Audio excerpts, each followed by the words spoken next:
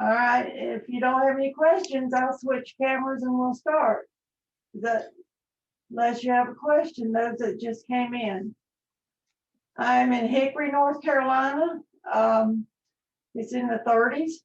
It's supposed to be in the 20s in the morning, maybe some snow Thursday. We haven't had anything to brag about. And I've been painting since 1970, I'm not going to tell you. And I have 2 books in the Library of Congress, and I have authored about 26 and a bunch of articles, taught nationally and internationally. I paint about like I talk, so y'all will be able to keep up. Slow. So if there's anything you want to know, now's a good time to ask me. I've been teaching online now for about 1.5 years, and that's been going pretty good. I hadn't gone Zoom yet. I've kept it on private online class. So if you don't want to ask me anything, I'll go back here and we'll get started. Carolyn, what do you think? I think that sounds good. No questions, girls? Nobody gonna say a word? Somebody's wondering about it. If you ask, what were the paint mixes that you were talking about when I I'm gonna tell you all about that in 1 second. So I'm gonna switch cameras, okay? And there we are. I'm gonna go to the surface, and there's our plate. And I'm gonna move. And I want you to have a pencil.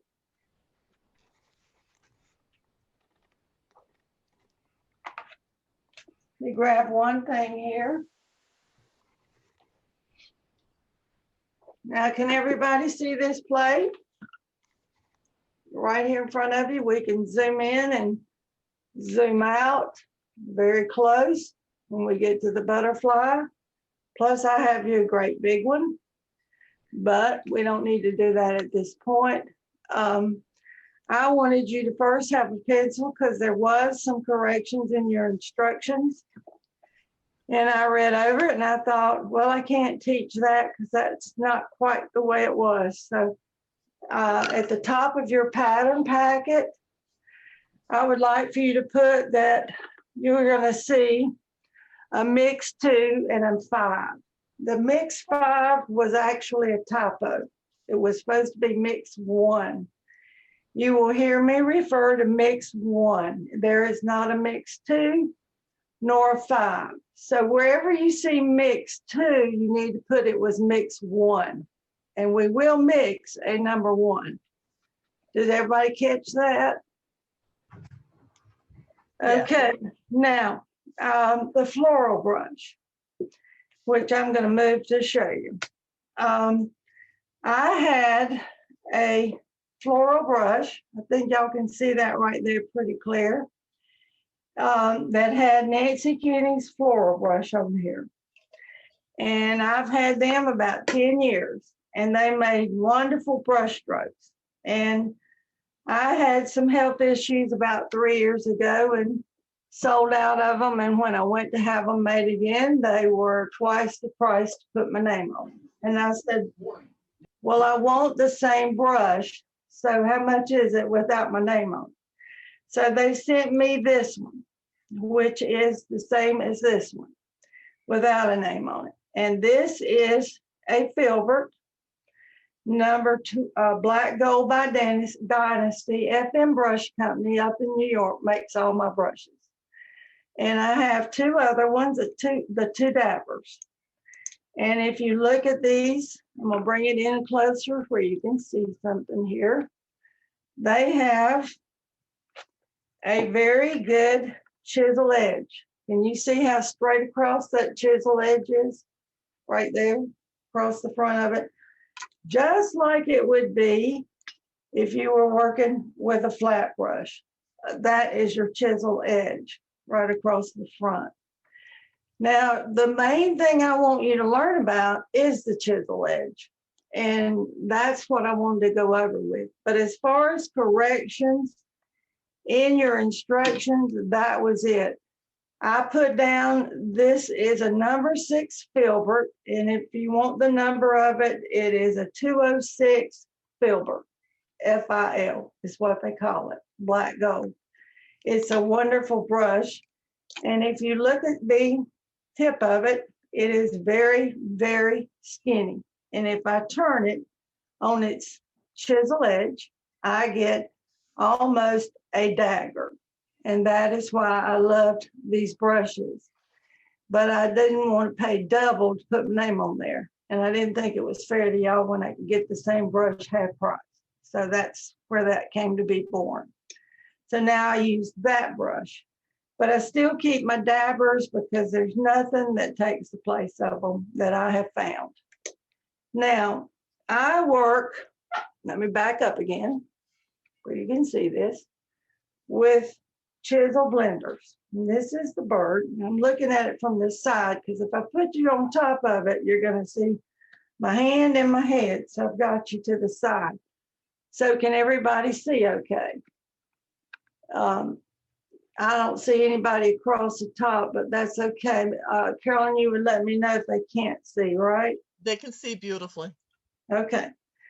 Now, we can't get all this done in 2 hours. And your background, we started with Prussian Blue, and I did a video for you, and we came across and we added light buttermilk and worked back with it. Now, I do a lot of wildlife. I do realistic. I'm not I guess, a cutesy painter. I want to paint a cat. I want it to look like a cat. If I paint a cardinal, I want it to look like a cardinal. I don't know how I got into hydrangeas, but I've been doing them for years and years and years. And got 3 beautiful bushes that my husband has given me out in my backyard that just do beautiful, all colors and kinds. So how I did them, I don't know, but I love to paint them. And there are several ways you can paint them. There's several shapes, there's several varieties, but this is just a soft one that is a beautiful plate that you can, colors in it that you can put on about any color background that you chose. Now, this is going to be to you a total different type of painting. And the reason is I was basically an oil painter.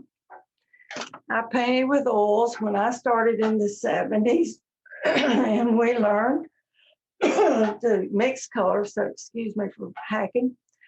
We learned to mix colors. And so therefore, if I turn my camera, you're going to see the amount of paint I have right there.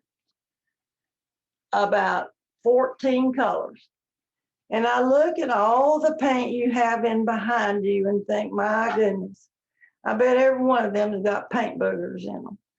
And they get all clogged up. And so I just taught a beginner's class for 6 weeks, and we started from scratch and learned to mix colors because there's a lot of colors we can't get right now. So we learned to mix them. And I took that with, and then we went from brushes and did the whole works, and then finally painted a hummingbird with a daisy. So that's basically how that's coming about. Now, I wanted to go over mainly with you, and I'm going to move this aside, and we won't get into, well, I can get into this real quick. This is a value scale. Now, and I'm going over things quickly, not like we would if we had 4 or 5 hours, but what you're doing basically is when you base in something like a leaf, which we'll be doing, we want to use our middle value, our medium value.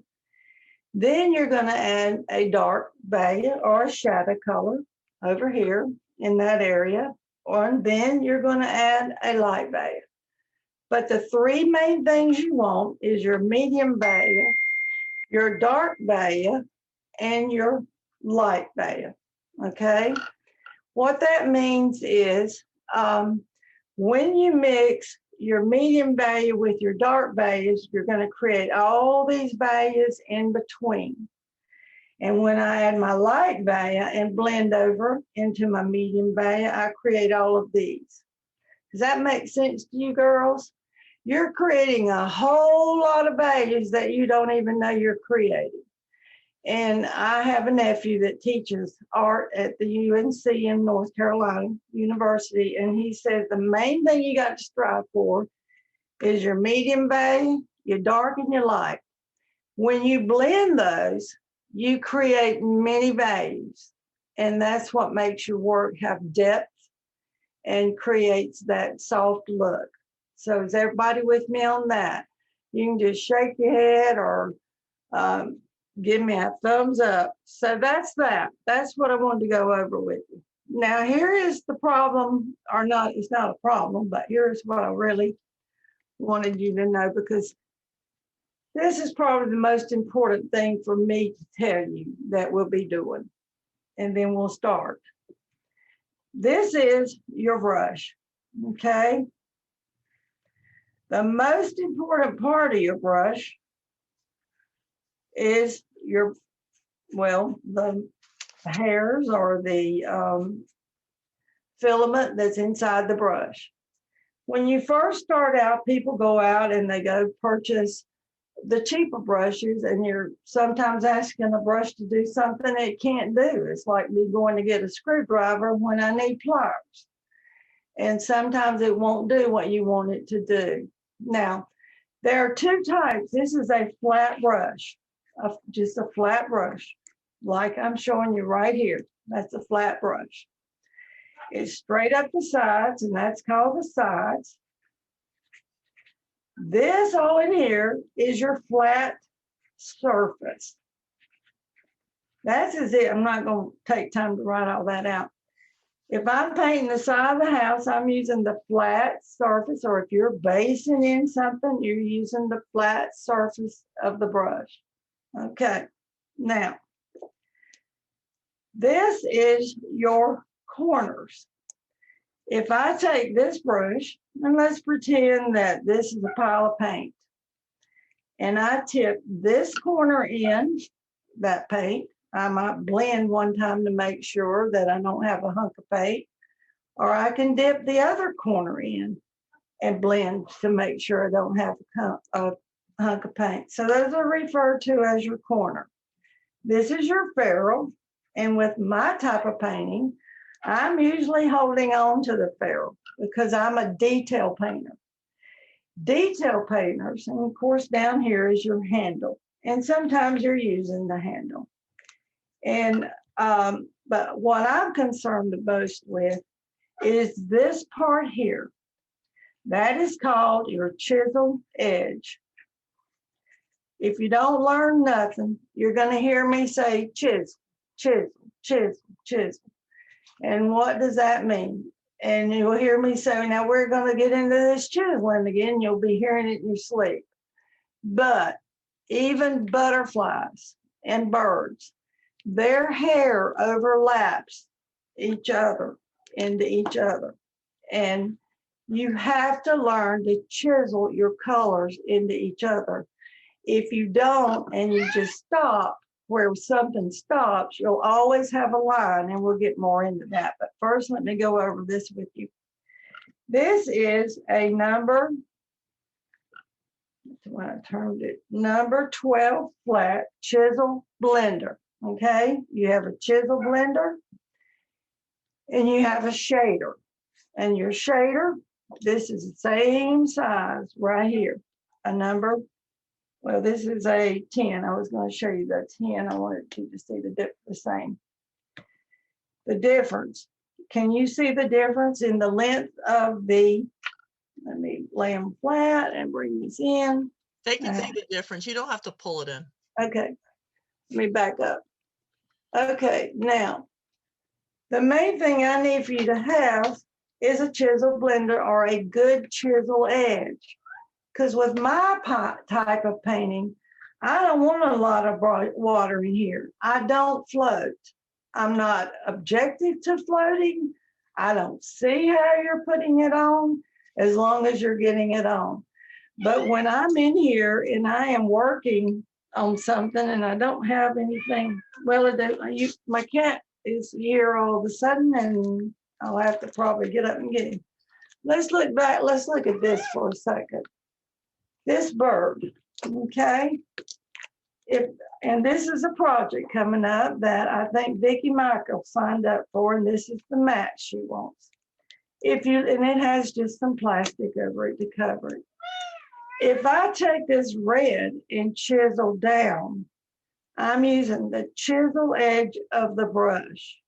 The yellow's got to chisel back up into that red. So that's called chisel blending. If you just came here and stopped and had a line where that is, that line would always be there. And that's what gives it its softness. If I come in a little bit closer, you're going to see that this yellow is chiseled over the black using what? The chisel edge of my brush.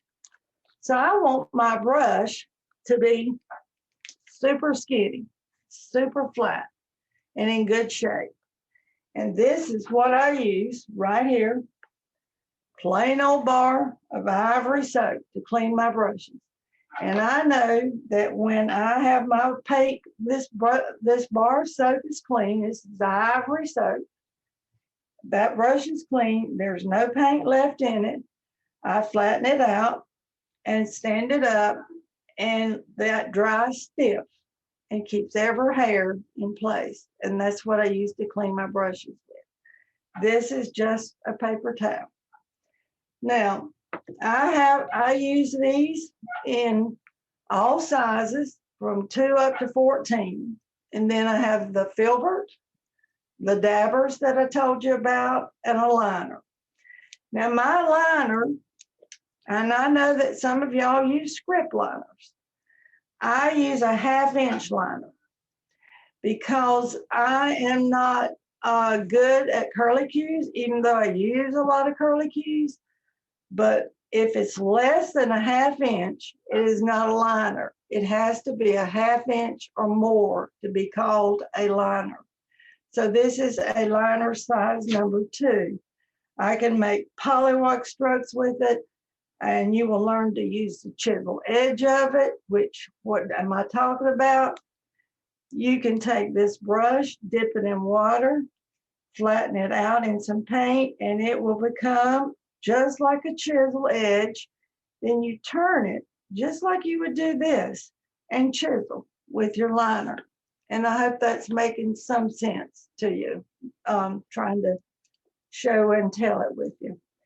But this is the main thing I'm after, is your chisel edge of your brush right there. That is your main tool when you're painting. Now the flower is a different ball game. That'll be done with your Filbert. So I hope that makes sense to you. I just wanted to go over brushes real quick with you. I do not use shaders. The reason is they carry more water in them, and I don't want a lot of water in my brush. I want paint pigment in my brush. The other thing I wanted to say is I use, let me back up again, Deco Art acrylic bottle paints. Every paint company has pure pigments. I do have colors that I purchase that are for backgrounds or whatever I see that's pretty that I want to add, but basically I work with like Prussian Blue, pure pigment colors, cadmium yellow. And if you've ever painted with oils, those ring your bell a little bit. You've heard them before. And this is what you were to base coat with, which is called soft blue or something close to it. So I'm just going to show you that's what I use. Now for the technique I use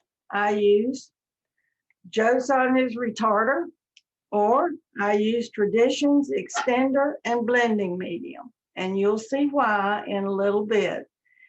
And you will need one of those or something similar to that tonight, because we will be using it.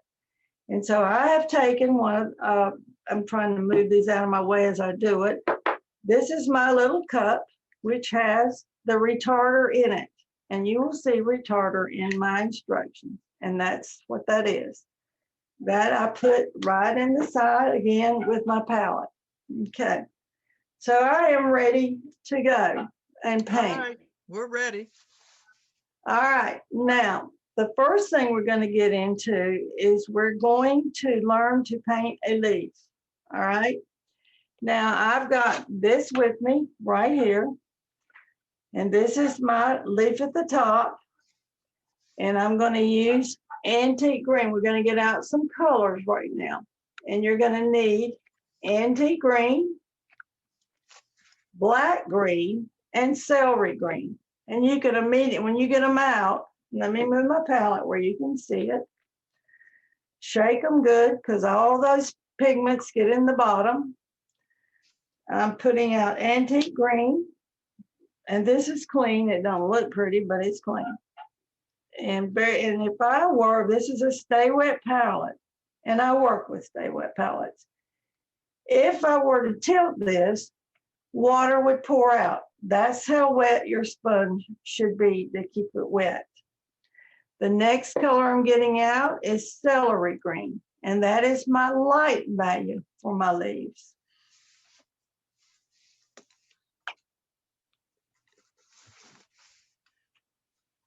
Come out of there. Okay, and then the next color, the dark value, is black green. And it's a beautiful color. And I would get out about the size, we're going to leave a little bit more of this, a little more than maybe a quarter's worth because it's going to spread out on you. And you can always get out more if we need it. The next color is light buttermilk. And I'm going to drop it down to here. Shake it good. And there's my light buttermilk. So I've got dark, light, medium. They're not in line, but that's okay. Now, we're not going to mix our flower color until we do a leaf. I'm going to start with a leaf. And I'm going to start right up here at this top leaf with y'all. And I would suggest that you have your pattern out, because that helps you to look at the pattern and know that your teacher took time to crosshatch all around behind this flower and up the vein. That means what I did was that I wanted the dark value here, and I have a little dark value where it dips here, but I didn't put it there. Then the dots represent your light value. Now, let's go back and repeat it. Your medium value is antique green. So you want to pick a brush that's going to best fit that area. You wouldn't want to pick up a number 4 to base that in. I'm picking up probably the bigger the brush, the less time you have. So I'm dipping my brush in water, and I keep paper towels in my left hand. And I'm going to drag that out because I do not want water in my brush. I want paint pigment. But I had to rinse it out because why? I had soap in it. So I rinsed it out, and I am pinching it to get the excess water out. So I'm coming up to this leaf, and I'm going to base coat with this color. And you should cover your pattern lines. If we had smoked this surface and you went to erase your pattern lines, now mine's a little dark because I wanted you to see it, the pattern lines, so I went over them with a pencil. Turn your brush on that chisel edge and slide up and get that tip on your leaf and come back around and paint right there. It's going to take 2 coats of paint. Now I'm pointing my chisel edge to that line because I want to cover it. And cover here. And I came right up to the flower. Well, Carolyn, you tell me if I need to come in or that's a little far in. Hang on, girls. I think you were good before, Nancy. Was it good for them? Can they see that okay? They can see it up close and personal. Okay.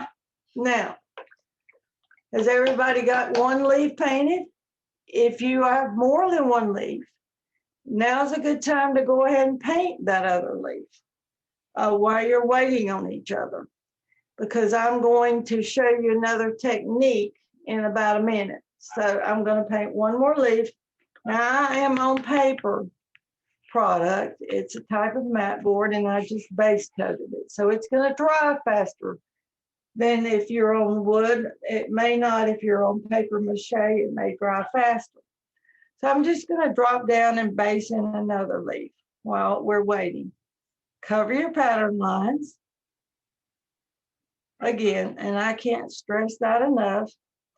And I never work from the middle pile of the paint. I work from the outside edge and gradually get a little green going right there. So I'm base coating, and if I get a hunk of paint, I start in the middle of the leaf to get rid of it, and then move that around instead of trying to put it on the edge, and then you've got texture. And it's okay to have a pile of texture paint if you've got it all through your painting, not just in one place. So I'm covering that. And this again is a number 10 flat that I'm working with on this leaf. Now, this leaf is dry. So, but I'm going to give it a minute, but I can touch it and know that it's pretty dry. So I'm just going to show you the next thing you're going to do while we're waiting. This is back to your chisel blender. Not your chisel blender, your filbert is what I need for you to have out. And you want to wet it in water. Now, if you have a new brush, you've got to clean it in soap and water and get the sizing out of it, because if you don't, you're going to end up with a brush that just doesn't want to work for you. It's stiff in places. You've got to get the sizing out. They dip it into some kind of soapy stuff that it comes to you stiff with every hair in place. Now, what I'm going to teach you is to flat surface double load. Can anybody repeat that? Flat surface double load. All right.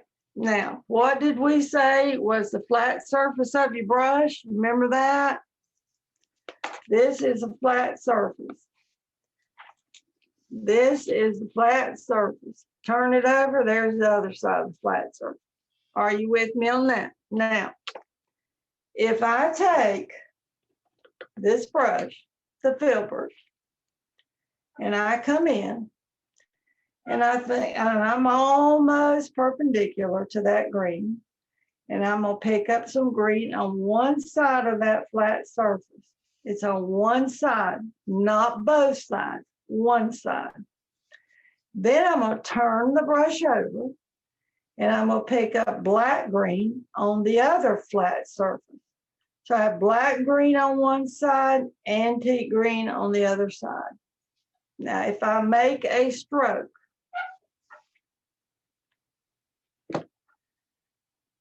I should get two colors. Okay, so I'm going to press, and you can see that it'll come out light green on one side, dark green on the other side. And I'm up on that chisel edge, touch and press. I got too much of the dark. Let me get a little light, press. And there's your two colors, and I'm going to come in. I can't tell if y'all can see that, but I can't tell the two colors at all. But there's two colors, light green and dark green, medium green and light dark green.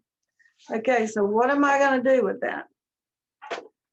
I'm going to come to this flower. We're working in stages so that when we get ready, everything will be ready to go. Now, in this design, we have a stem coming out, and it is on your pattern. And there are usually about 5 stems that run up into that flower. And I found through the years it's easier for me not to draw or transfer polywogs or stems or tentacles to the butterfly, because you get to try and keep on the line and you just give it that. So I've learned it's easier to freehand it. So now, if I come to this, and I'm going to have to do one thing for you. If I come to this, here is the bottom of your flower. It's coming around like that. And here are your stems, okay? You're going to bring your first stem straight down, and it kind of curves the other way, actually. Down, it's curving the other way, down to the leaf and comes in behind another leaf, okay? Now, what people do when they're making this stem is they will come here and stop, here and stop, and here and stop, and here and stop. And I want you to don't do it that way.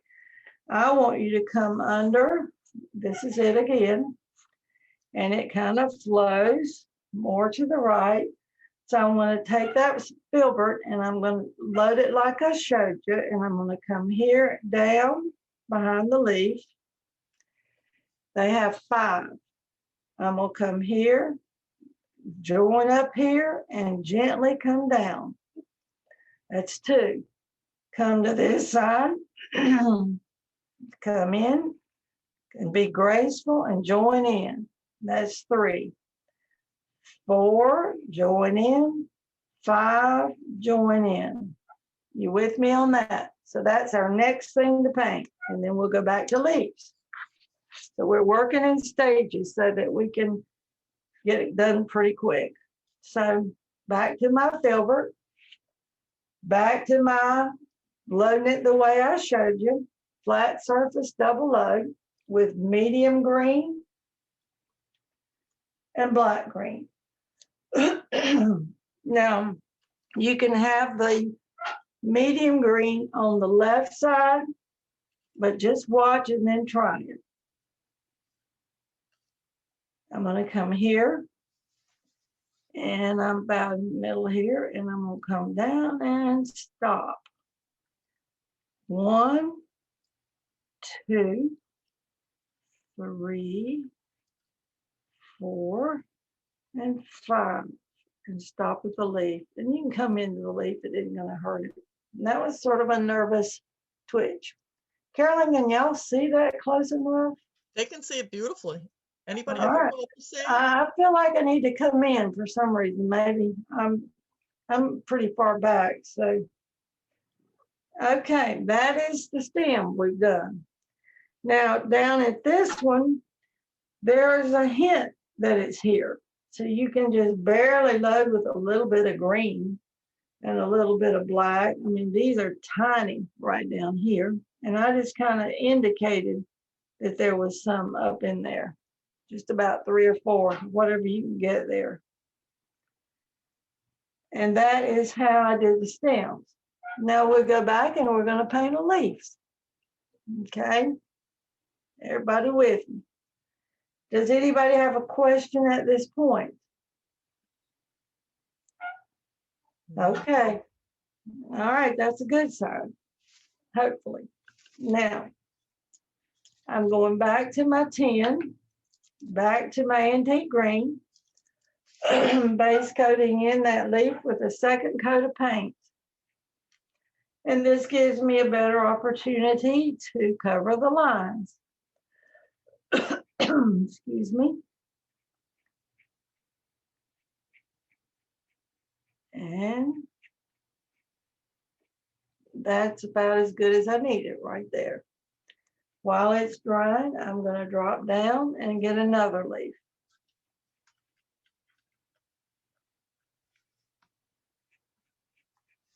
And I'm not worried about my pattern lines because I really went over them with almost a charcoal pencil. But I wanted you to cover yours, and then you don't have to worry about it anymore. And then I just let that dry. And you try to paint the direction it grows. And this grows towards the tip. The leaf does. Then I'm just rinsing that brush out and laying it aside for now.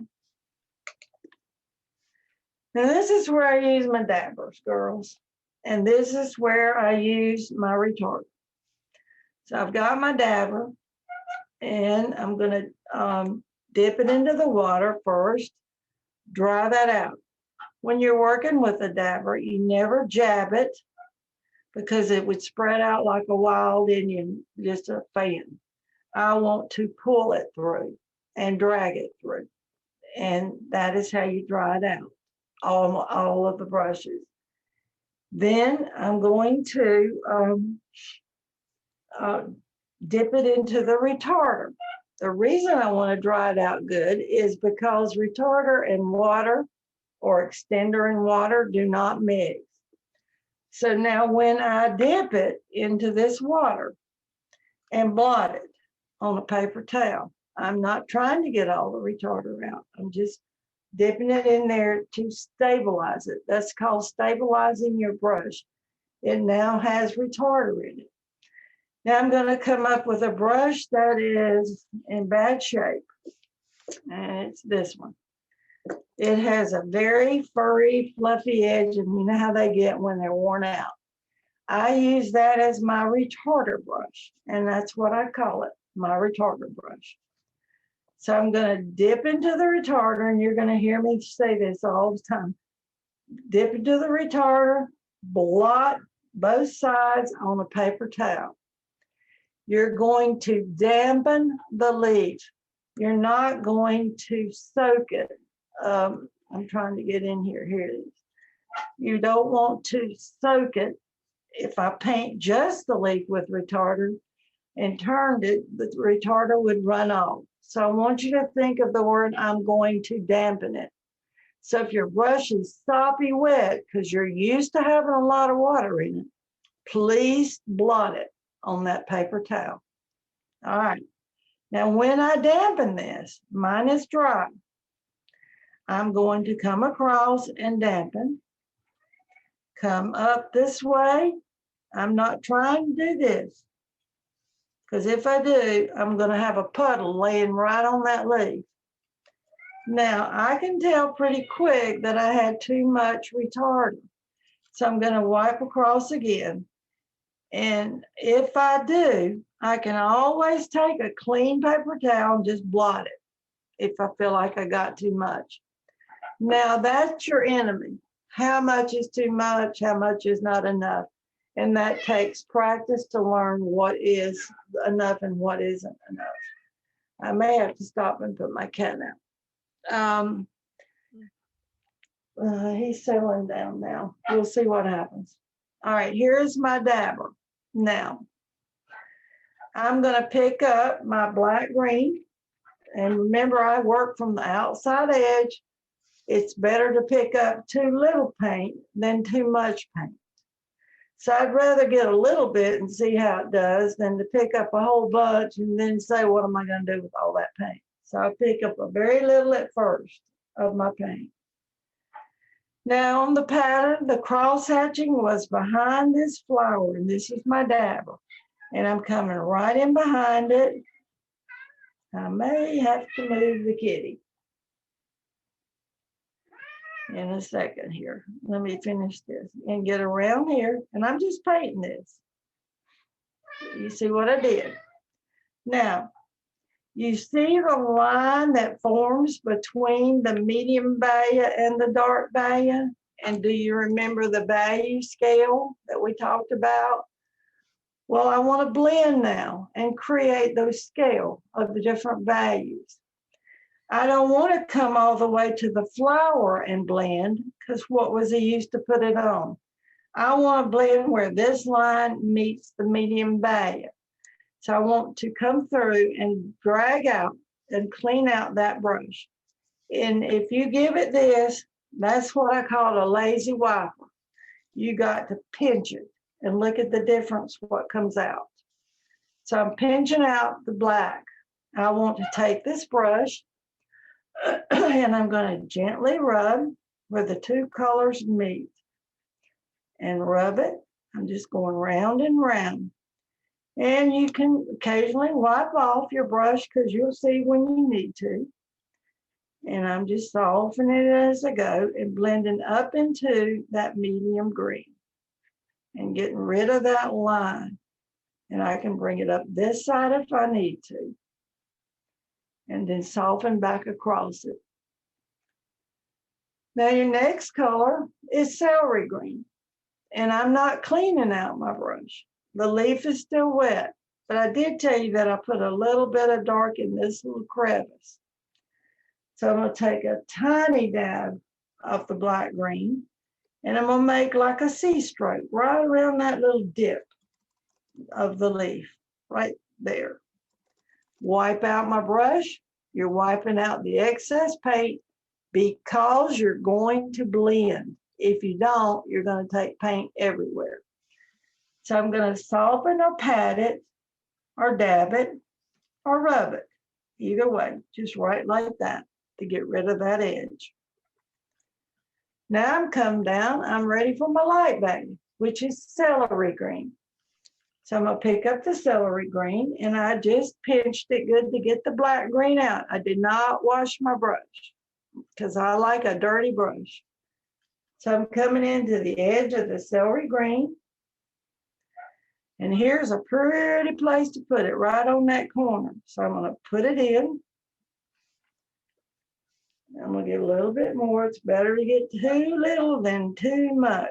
And I want to come up here with it, up into this, right up into the tip. Wipe it out because they're blending. I want to gently, and this is pretty if it hits your dark and mixes a little bit because it creates a bluish color. These three colors make a beautiful leaf. Celery green, black green, and medium green. I'm just cleaning that up a little bit. That is how I do my leaves. Now, there comes a vein. So what I do is I come in with the chisel edge of this same brush, the dapper, get a little bit on that chisel edge. And I think right here's a tip, I'm gonna swing to the tip, but you never touch the tip. So I'm gonna gently come in and pull and lift up, and I can repeat it if I need to. And that is your vein. Now, we're working with blue here, blues in the flower, pinks in the flower, so you can accent your leaf if you wanted to, which I didn't get you get out the color.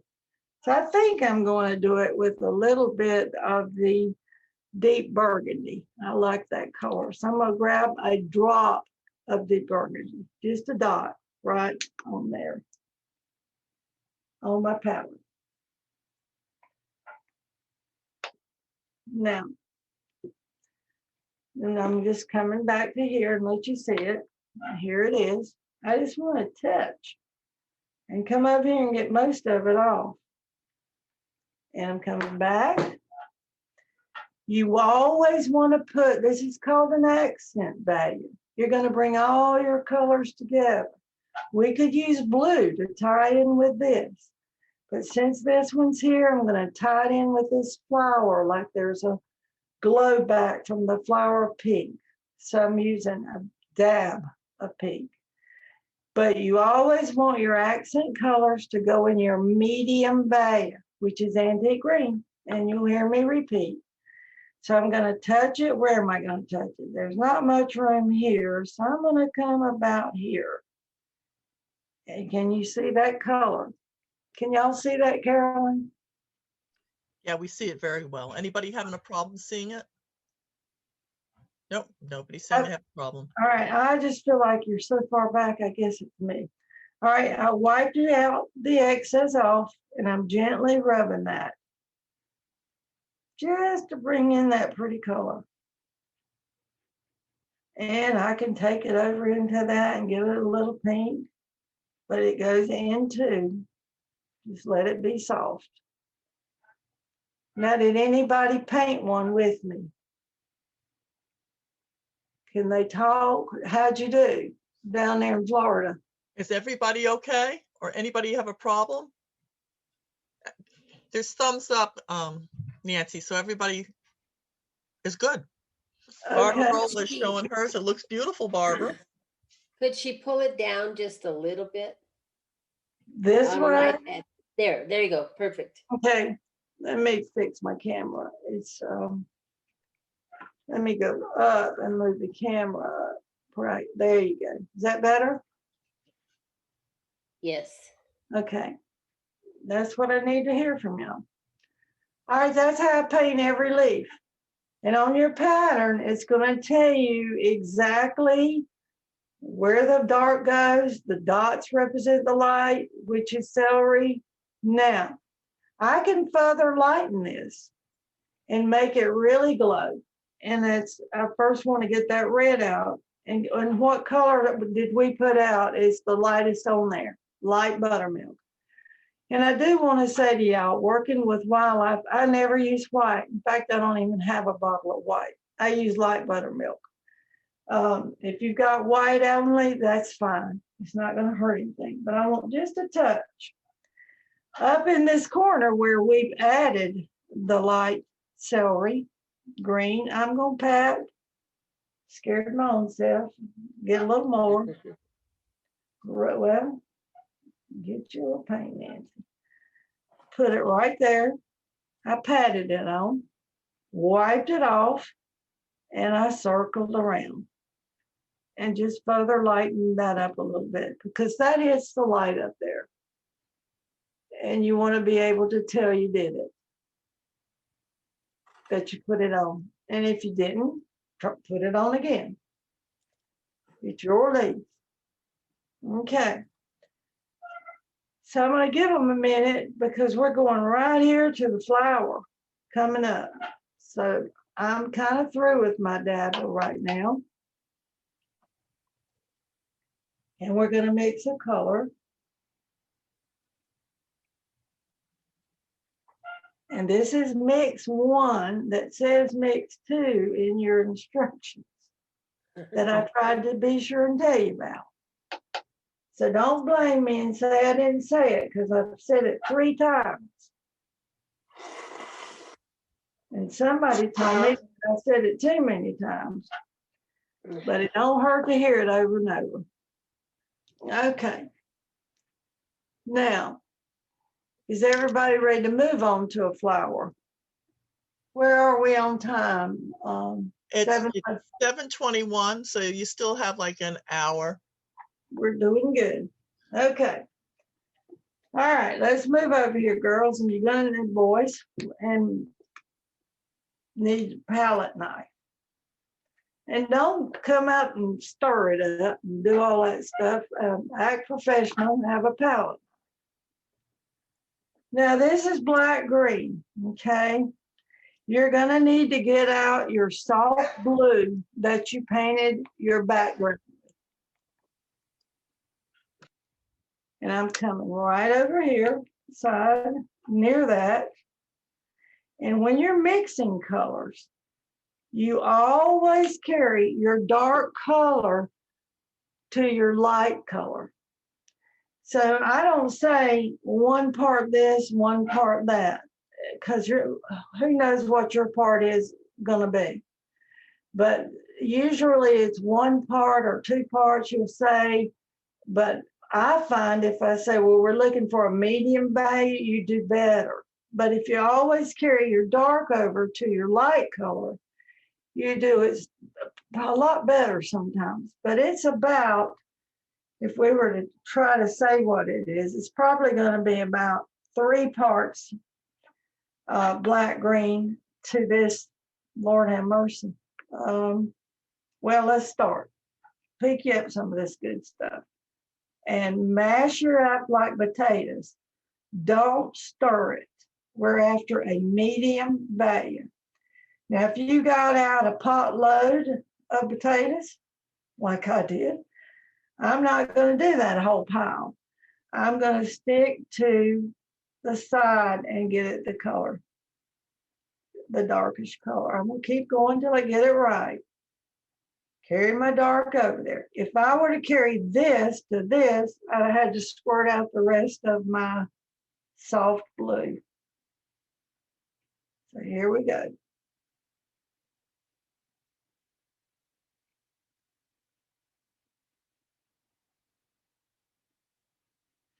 And this is on your worksheet. I want it just a tad darker. And if your pile's getting bigger, take half of it and go for it. Don't mix up the whole thing.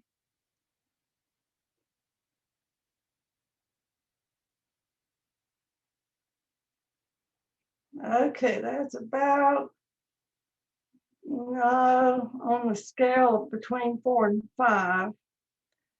I want it a tad darker. So I'm going to come here and then we'll look it over.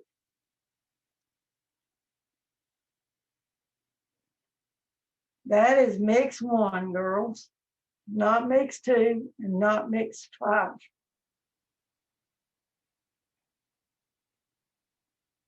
Okay. That's about the value I want. Can everybody see that? I'd say that's between a 4 and a 5 medium value. The middle of the string. Now, is everybody ready to go? You need out 2 other colors, and you may already have out your deep burgundy, but I'm going to get out a little bit more. I probably have enough, but I'm going to get a little bit more. And your Prussian blue. And if you don't have Prussian blue, the blue you were going to use, midnight blue, will be fine.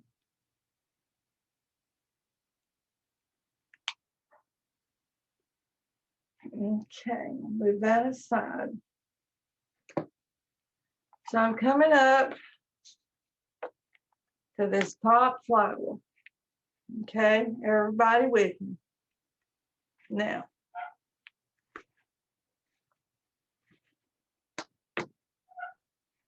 I'm going to use a larger brush.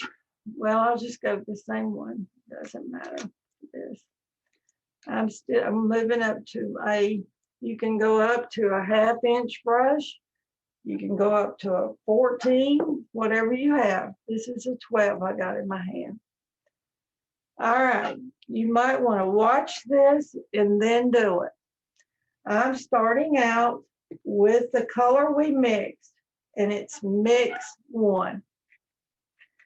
And I want to do a slap happy, come right around here, around my leaf, and get on there a little bit, and come right around. And don't try, and I don't want, one thing you don't want to do is you don't want to try to stay in those lines. I want you to go past those lines and soften it where it doesn't leave a unique texture or a line of paint. So I'm coming on down. This brush is sticking. I think the cat went to sleep. We have a little cat problem here in our house. I'm filling this in, coming all the way around. I have adopted quite a few, bless my husband's heart, and bottle fed them.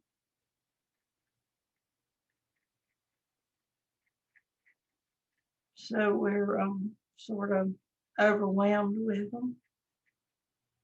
But they all have great personalities, and we love each one of them for different reasons. How many do you have, Nancy? 6. Well, we actually have 5, but we have one that just walked in one day with the rest of them and said, I like it here. And we call him our come along, and he stayed. And he's a beautiful yellow cat. And so they've all been neutered, thank goodness. All right. Then we have one Shih Tzu named Willie. And we won't go into why his name is Willie. will he go in the corner or will he not? And he did. So we named him Willie. Okay, now, you see what I have done? That is totally base coated. Everybody with me. I am moving to not even clean. I can wipe out the brush a little bit. Doesn't matter. While this is wet, I want to pick up a little bit of deep burgundy. And I want to come, you can either use the blue, it doesn't matter which side. I have pink on one side, and if you look at the plate, blue on this side, and down here, pink on this side. It really doesn't matter. But I picked up the red, so I'm mixing it in with this color. And you will see this on your worksheet. Now I want to blend it up into, that's called a grayish green we made, up into that color, just like so. And work it towards the right and work it up. You want it to blend in with that color to soften it up. A straight deep burgundy is too strong. I'm wiping the brush out. I'm not cleaning it. And I'm picking up the Prussian Blue, which is a scary color. And I'm coming to this side. And I'm blending right up into this gray color. Grayish green. Blend up till it stops and you can't get it any further up, and blend over towards your peak. And it'll create a little bit of a lavender color, which is pretty. And that's, you don't want to leave a ball, which you can kind of see I did there. So I'm going to blend a little more. But we're going to stroke over it anyway. And that's how I base coat those. Sometimes I don't do the blue and the red. I will just make strokes and add it as I go. But this comes through underneath and it's pretty. So the next brush we're going to need is your Filbert brush. 1 minute, Nancy. Someone said, do we use extender when you were doing the deep burgundy and Prussian Blue? Ma'am, no. You don't use your extender or retarder until you're in a blending situation. When you're painting something, you're painting. So we wouldn't be using any retarder till we come back to put strokes on it. Right now, we're just painting. Anytime you're base coating, no extender, because it keeps your paint wet. And we don't want that, and plus it thins it out. While I'm waiting on you, I wanted to tell you one thing about the retarder or extender, whichever one. I have found when you know, how do you know when you've got too much? How do you know when you got enough? The only thing I can say is practice till you get that soft look. But when you apply, like when we applied the black green to that leaf, if the black green seemed transparent or runny, you had too much retarder. So stop right then and blot your leaves and put it back on again. Does that make better sense? If it looks transparent, there's too much juice on there, too much retarder. I do not use gel of any kind because I found that I can come back later and varnish, and where I've used gel will take your name off. It'll take off your curly cues. So I do not use gel at all. And the book in the Library of Congress, when they did the second, they put retarder gel. And I told them they had to get that out when they reprinted it because it was messing up. It has been discontinued, the retarder gel. Okay, has everybody got that much done? Carolyn, give me somebody a hand up. Does anybody have a problem? A thumbs down if you need more time? There's no thumbs down, so you're good to go. Okay, all right. Now, I am back to my Filbert, okay? Which I put in my ear where I knew where it was, and then I couldn't remember. Okay, now, I want you to watch for a minute. If I came straight onto this flower, which mine's already dry, with a stroke that I'm getting ready to show you how to make, immediately it is a solid color. If I dampen my surface with the retarder first and make a stroke, then I get veins running through it. It's like if you put it on a dry surface, it's just stays like you put it. If you put it on a damp surface, it will flow for you. So I wanted you to watch the stroke first. I'm going to be using this mix that we made and the white. Now I call this the first placement of my petals, okay? And when I get down to the pink or whatever side, I will show you how to do that part. But right now we're up in here. So here's what I want you to learn first before we even dampen it. Let's practice the stroke of it. I'm going to come to this edge out here, flatten my filbert out as much as I can in that paint we mixed, mix one, okay? I'm going to tip it into the white. Now I'm going to press, lift up, press, lift up, press. The main thing you're after is in the middle, there will be your color showing through that stroke. Can y'all see that stroke, Carolyn? At all? Anybody having a problem seeing the stroke? No, they're shaking their heads. They can see it. I can't see it, and I'm on top of it. Okay. So what I'm doing now is I'm flattening out the brush. In my mix one, keep that in your mind. Flatten out in mix one. Load it.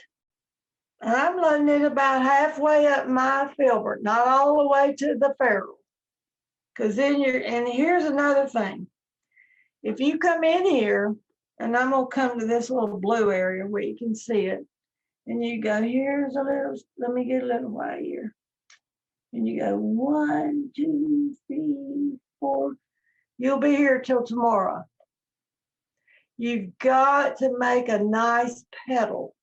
So that's why I want you to flatten out that brush and tip it into the white and press the brush, lift. It's like you were going to make a polywog, comma stroke, eyebrow stroke. Press and lift up, press and lift up. Sometimes you'll only get 3 petals. Sometimes you might get 5.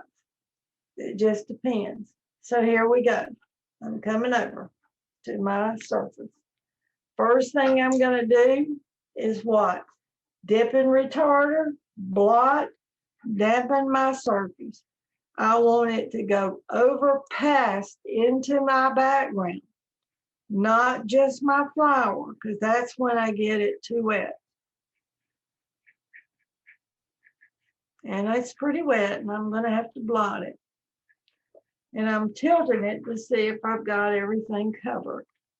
Okay.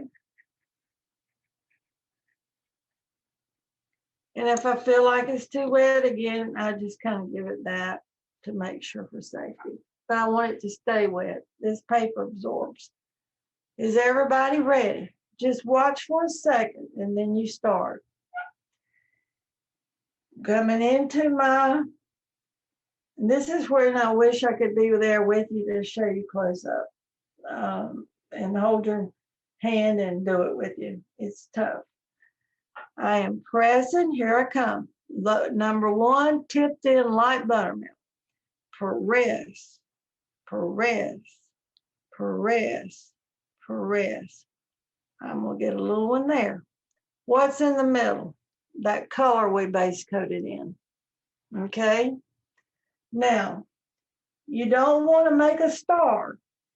They actually only have 3 petals. But if I told you to do 3 petals, or they have 4 actually, you would give me a 1 here, 1 here, 1 here, and 1 here, a beautiful star.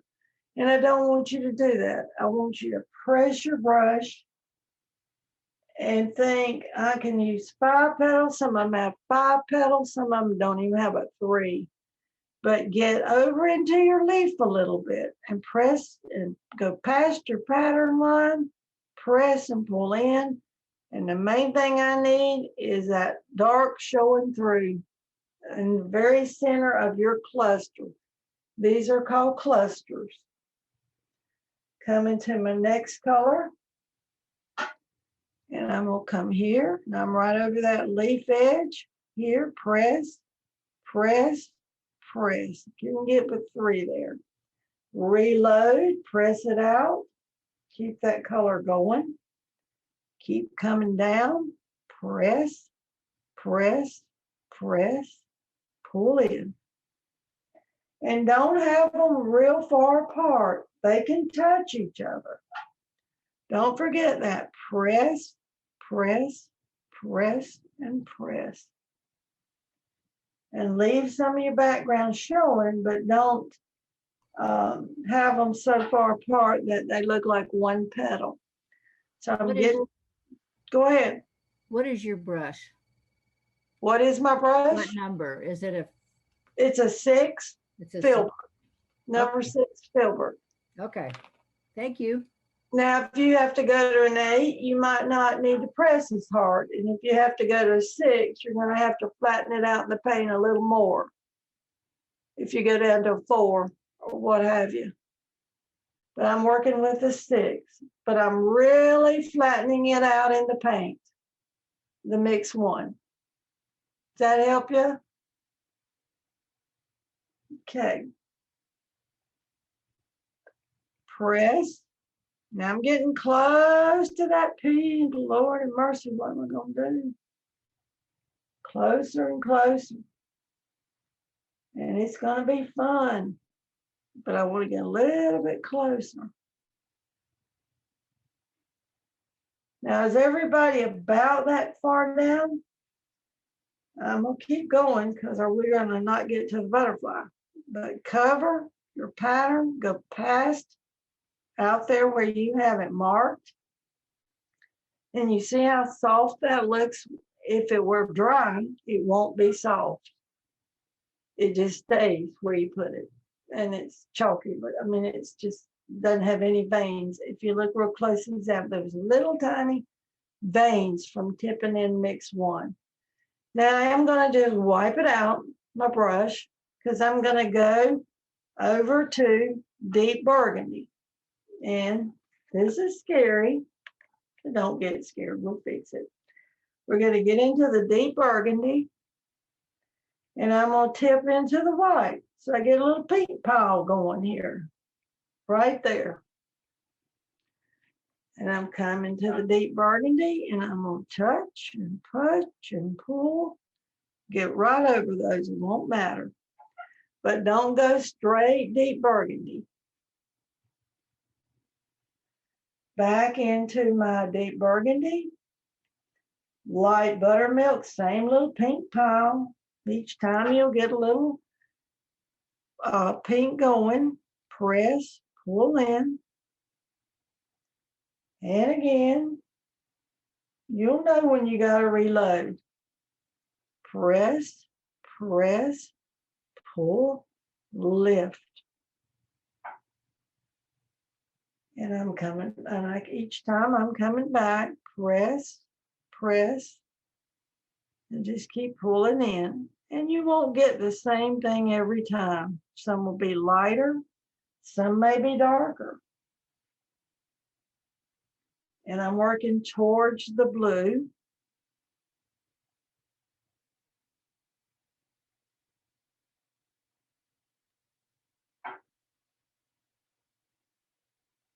Getting closer to the blue. Now, as I get down to the bottom here,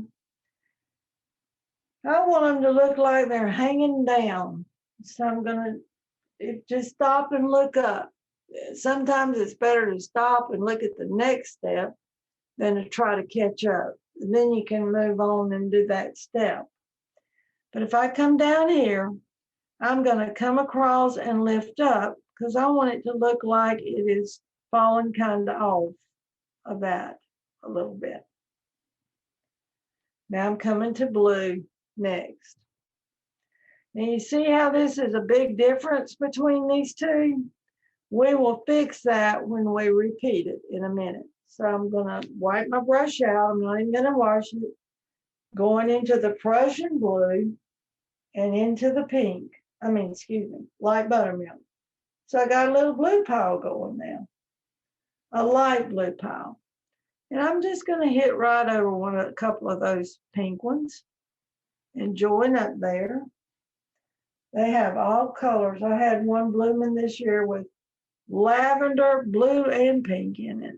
It was really pretty. But I've touched across, went over into my deep burgundy, Prussian blue, making a little pile in light blue. Press, press, and you can do, when you learn to do this, you can paint these in no time. You can paint them on, go real fast when you get the hang of it. But you got to practice. And it sounds like y'all aren't saying a word, so you must be knocking it out. So here I am. I'm just about to the bottom with my blue. Pick up more. If I don't pick up more, I don't get those beautiful veins come through. Come over, come past the line. Down here, some's going to drop off.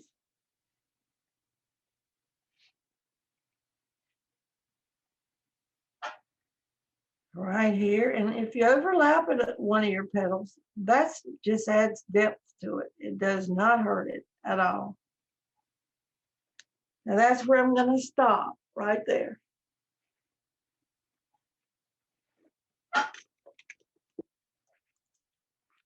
Same brushes, same colors. Now at this point, you got white, light pink, and light blue. So now we got to go lighter. So that means more light buttermilk on your brush. You're going to dip in your mix one, but you're going to add more white to it.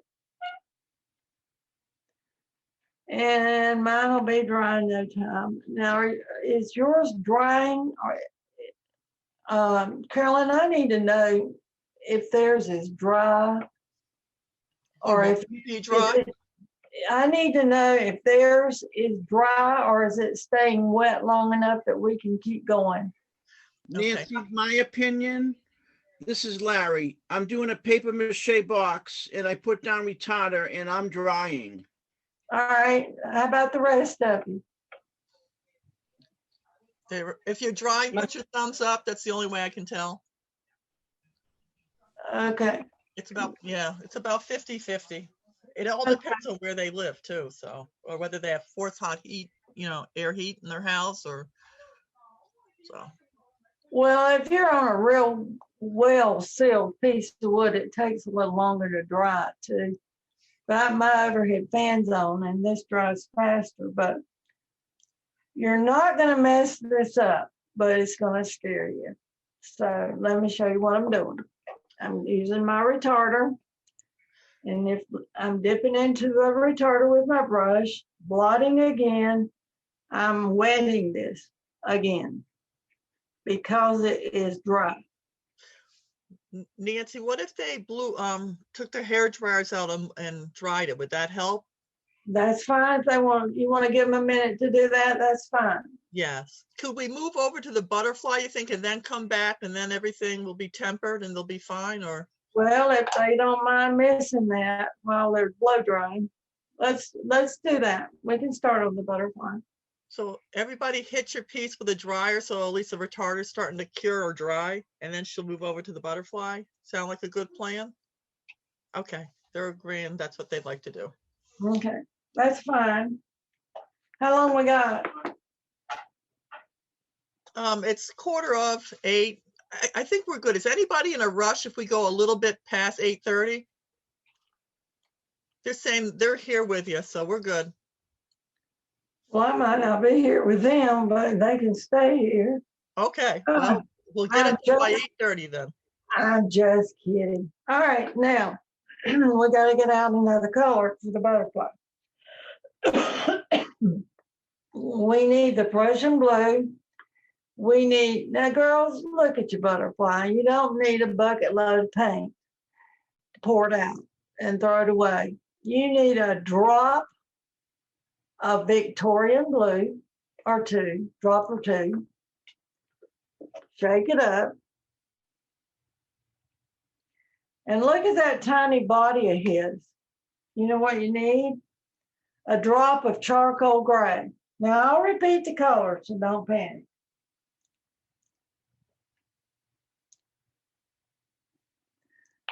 Okay, first color I got out was a Victorian blue. Next color is a drop of charcoal gray. We can make it probably black and white, but let's just use it while we got it. A drop of charcoal gray. You've got your light buttermilk and you've got your Prussian blue out. And now you need a drop or two of black, plain old black paint. Lamp black, ivory black, whatever black you have.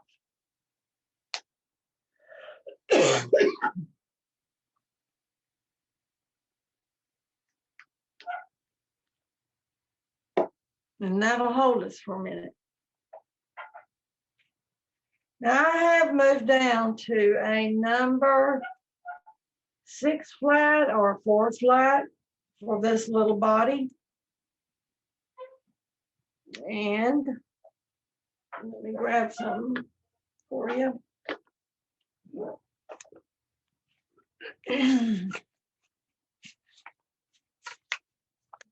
Looking for it, it'd be right here, and it is. Okay. This is an enlarged one. What I would do, excuse me, let me get a little sip of water.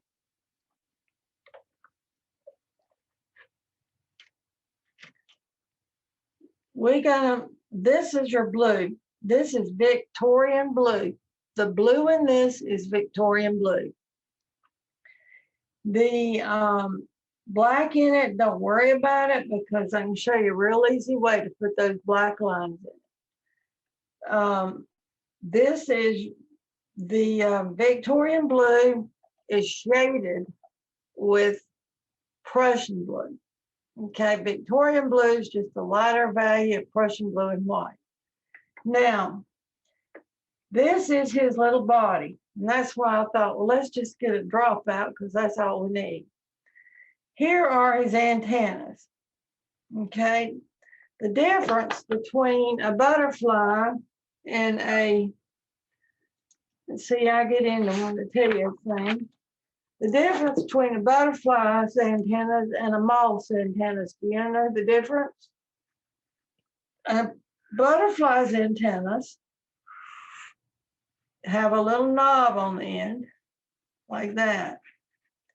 If it is a moth, they have a furry antenna. That's how you tell the difference between a butterfly and a moth. They have a furry, y'all probably knew that, but I just like to tell you.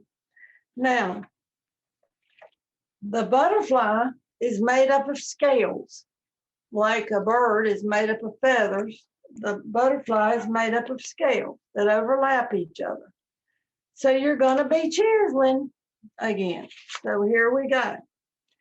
Now, I'm going to start and I'm going to get in, let's get in our white area first so we don't get confused where it is. So right here is white, jumps over, and it's white and white. You with me? Now over here is a little bitty wing, and there's white, excuse me, and jump over, and a tiny little bit of white right there. So I'm going to start with my light buttermilk. So let's move it on. So white is here. Now here's the deal. When I get my white in here, I want to chisel into where the blue is going to be with that white edge of your brush, the chisel edge of your brush. So you're thinking chisel, chisel, chisel, little tiny scales he has, and it gets smaller as it comes around.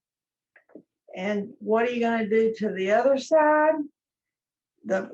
You're going to chisel towards the blue part and chisel back towards the other blue part. So you're chiseling two ways.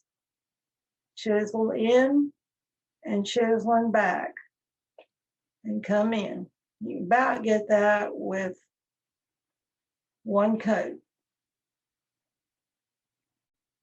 And then I'm going to jump over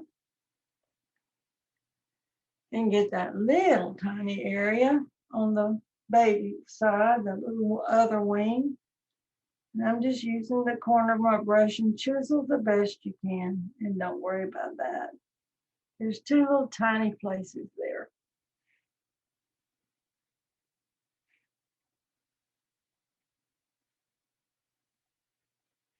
Then I'm going to come in towards the body. And you do not chisel into his body. You're just going to come around his body. Then when you get up to where the blue area is going to be, you're going to chisel into that blue area. Just a quick little chisel, chisel. And I did put a line there where there's one little pencil line there. I'm going to jump over and come on and back around. And I'm turning it so that I can get to it. So don't ever feel like you can't fix it where you can get to it. Unless you're double jointed, I have to turn it. And then just smooth it out around his body. So you can see it's chiseled into where the blue is going to be, and it's chiseled both ways in this area.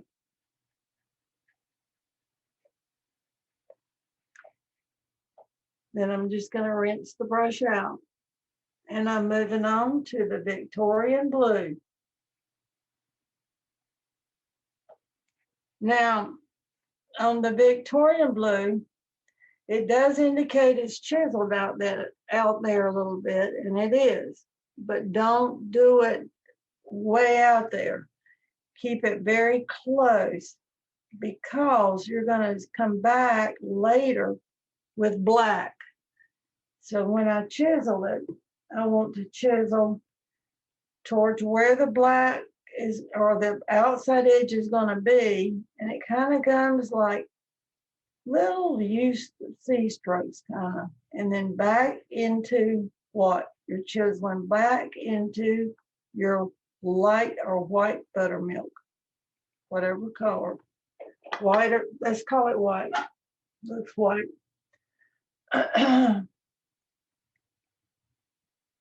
And come right around as close as you can and come into that line. Now this whole front line here is blue, Victorian Blue. Comes straight around to the body.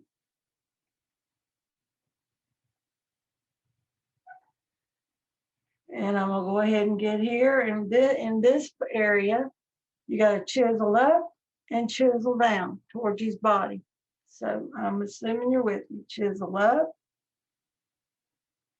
This is a quickie 2 hours, girls and boy, Mr. Larry. Hey, Nancy, just having fun. You know, time flies. That's what they say anyways. I don't know. And I'm just dropping that in like with my chisel edge to come in there to separate that a little bit.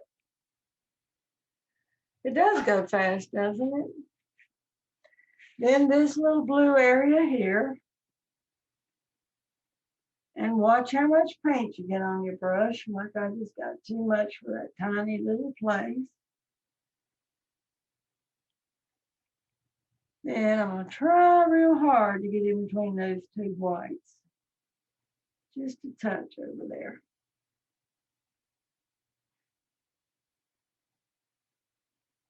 And then around the bottom of his wing, you'll chisel both ways, chisel out and chisel in.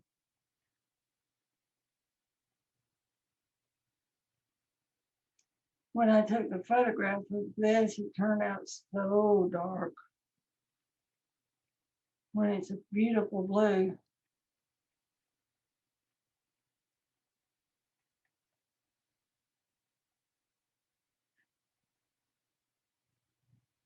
All my little kitties have gone to sleep. They hear me talking and they think I'm talking to them sometimes. Now, if you painted faster, you can go right back up here and get that second coat on this real quick. It doesn't take but a second.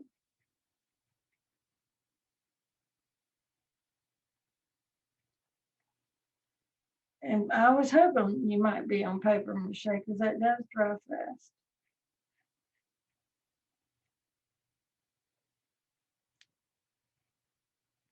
I'm just hitting it with a second coat. Second coats are always quicker.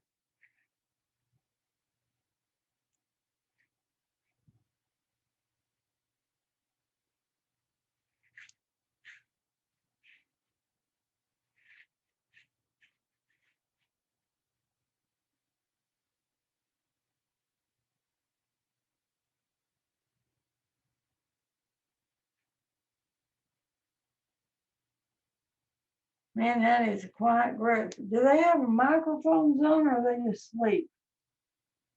No, I had everybody mute because a lot of people have background noises. Yeah. Yeah, so that's just. So they're in there. shortcomings with Zoom. They're in there somewhere, huh? They're all busy. Their heads are down and they're painting along with you, Nancy. So We're enjoying We're too ourselves. busy to make any other noise than our paintbrush is swishing back and forth.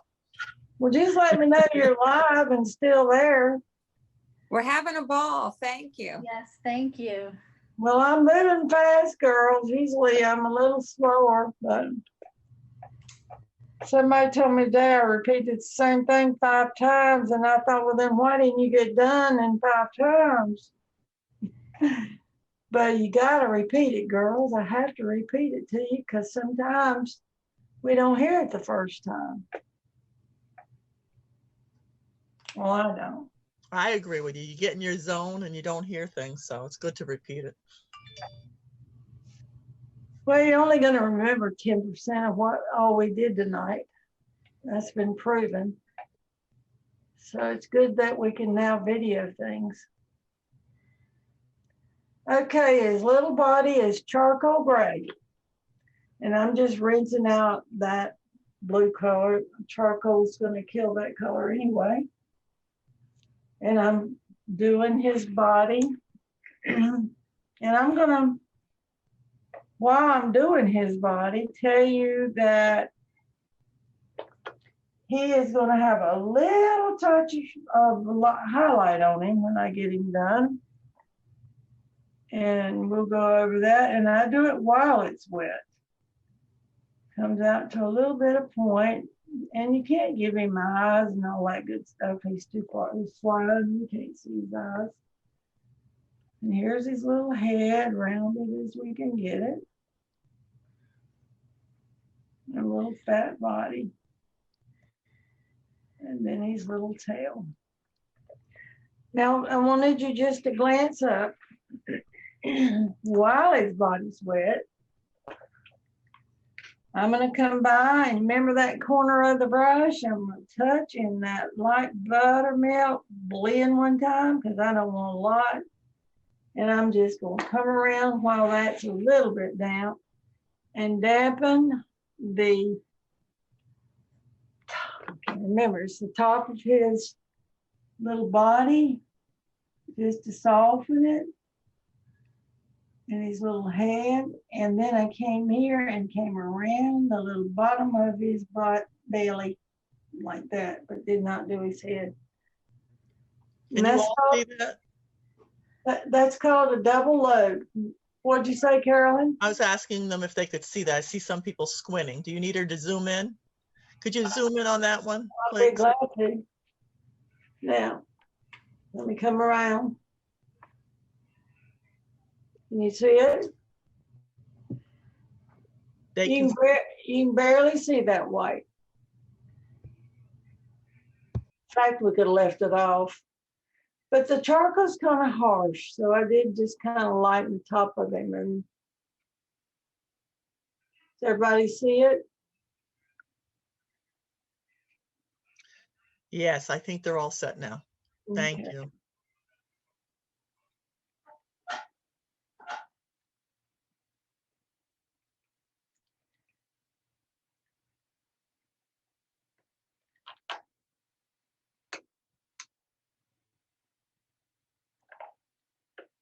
Now, while that's drying, we're going to come back to the flour. How's that?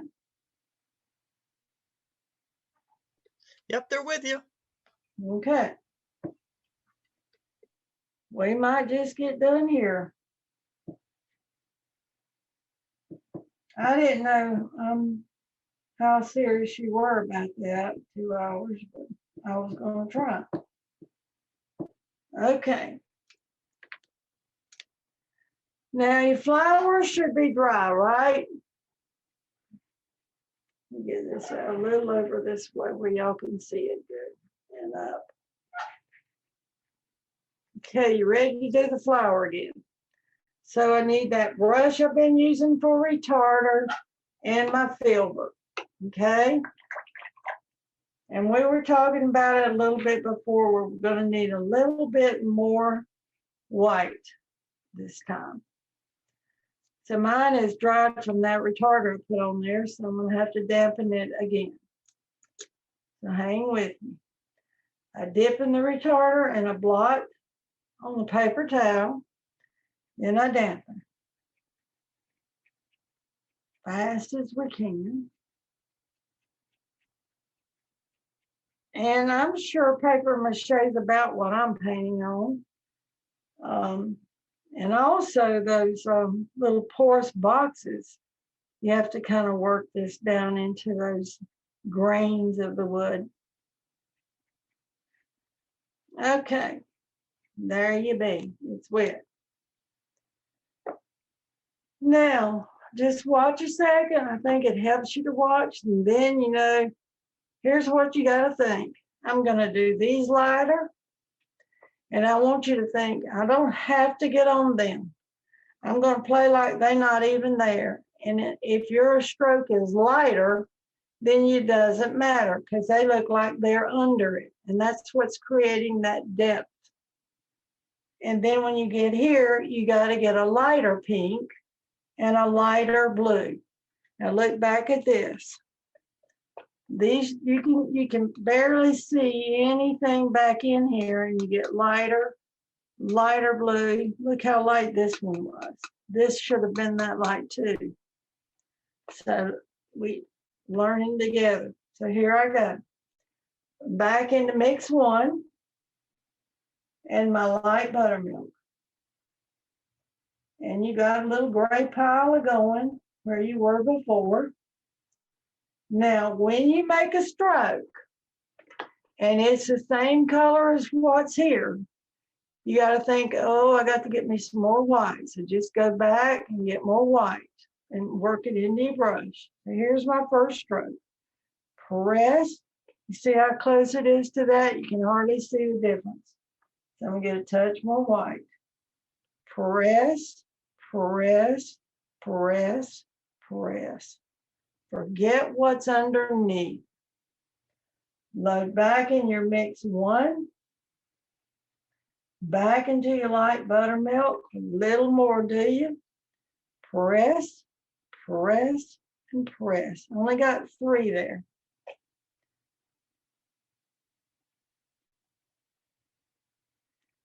Coming over here, I want to get the top nice and light in the middle. Nancy, is that just pure buttermilk? Pure No, light buttermilk?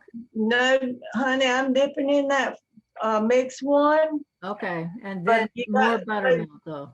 but you're gonna have to get you a little bit more buttermilk, because if it don't come out lighter, you won't know you're doing it. And if you can't tell you're doing it, that's when you got to get you some more buttermilk. Okay? All right. So I'm going straight down the middle right now. You can't tell I got any on that one.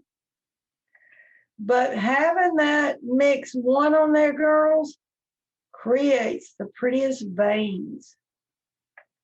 It'll drag it and put it right on there if it's wet. Nancy, I'm sorry. On the mix 1, what are the colors? It was that black, green, and soft blue, the first, Thank you very much. that big pile we made. Yeah, mine dried up. Okay, thank you. Can you skim it off the top? I mean, can you take the top off of it? I can just make a little more. I Okay, just didn't know what they were. Thank you. that's fine. You're doing good. All right, I'm gonna keep going, girls. If you was here, I'd give you some because I got enough for 3 people. Press, and I'm getting close to pink. And I'm touching over a little of the pink because I don't want it to just have 3 different colors going there. So I am to pink. So what's the pink gotta be? Lighter, okay? So I'm going into light buttermilk, deep burgundy into light buttermilk. I want a lighter pink. So come up here and touch into some of those and join up with them. So it doesn't look like it just came from nowhere. Look how much lighter the pink is. Light buttermilk. Come over, press. And don't go telling somebody you should have done this and you should have done that, because they won't know the difference. And especially the people that are going to get this will be proud to have it. You're good painters and good-hearted people to do this. Now I'm just trying to get it lighter. See how much lighter that's already looking right up here?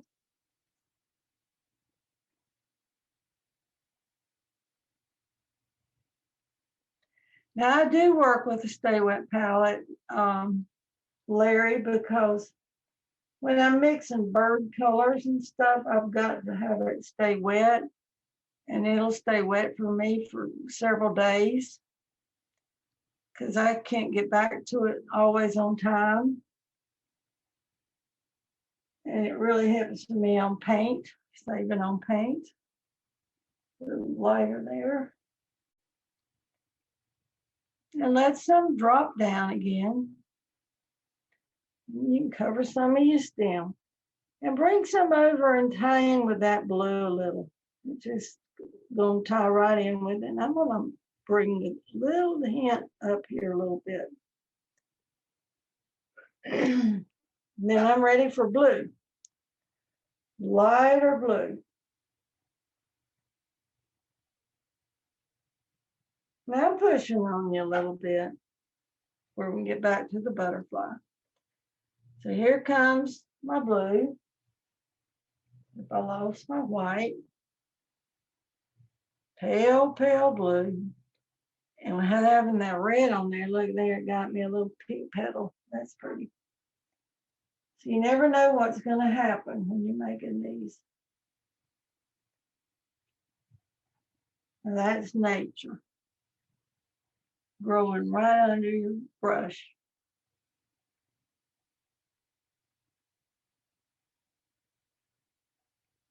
Let some touch your pink ones. That's kind of what ties it together. Yeah. Except I don't dip in blue and then red. Try that again.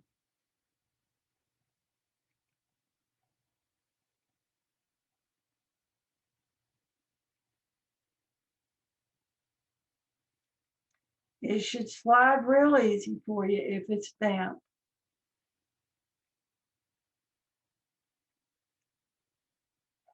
Actually, mine could be a little bit wider at the top.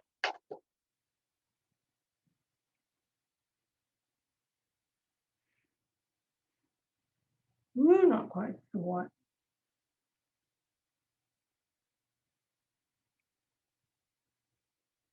Jackie, I ask- Could I ask a question? Sure can. With the darker blue flowers, what did you dip in first before the Prussian blue. But you Prussian see- blue? Yeah, and then you know, in your if you look at your light buttermilk, you got a little pink place, you got a little mix one place, and you got a little bit of blue place. And that So- was Prussian blue, but you're gonna need more white. Okay, thank you. You're after a light blue, lighter than what you got on there. And don't be afraid to let some come on over towards the pink. It just turns it a pretty lavender color.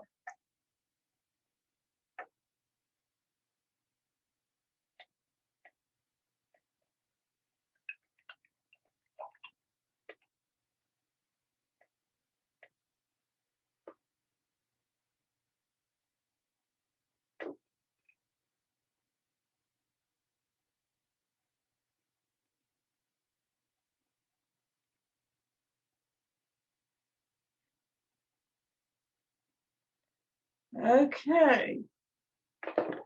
I'm trying to hold on and be patient. I noticed you put tints of pink, like in the lighter colors, as well as the blue. That's what I'm getting ready to tell you. If you look, you've got a line here. You see what I'm saying, Carolyn? Yes. That, and you get it stopping and going. So I try to go back and either bring some pink up this way or more white down this way. But like this pink here, you see it on this petal, it was just an accident.